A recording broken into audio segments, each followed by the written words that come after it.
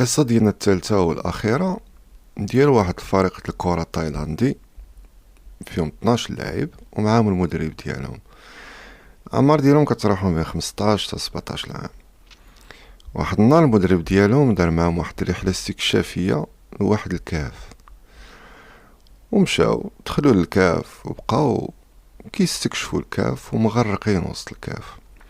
واللي ما كانوش عارفين هو انه الشتا على برا كانت كطيح بزاف، اللي خلات الماء يطلع، المستوى ديال الماء يطلع ويتحبسوا كاملين داخل الكهف. بقاو ليلة كاملة تمايا. نهار التلي بدات السلطات التايلاندية كتبحث عليهم، وشاركت فيها فرق كثيرة الإنقاذ التايلاندية وحتى دول أخرى من أمريكان، بريطانيا. بزاف ديال الناس كانوا كيقلبوا عليهم، وديك المنطقة معروفة بالكهوف، وما عرفوش اش من كاف دخلوا ليه هاد الفريق هذا والمدرب ديالهم.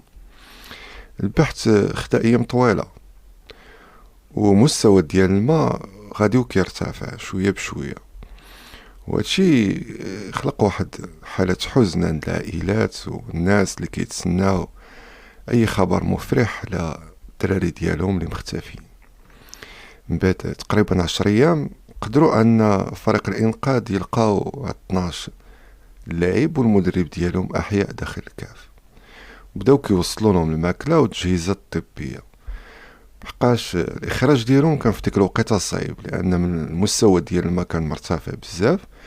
كان خصهم يا اما يتعلموا الغوص، ويا اما يتسناو حتى ينخفض المستوى ديال الماء عاد يخرجوهم.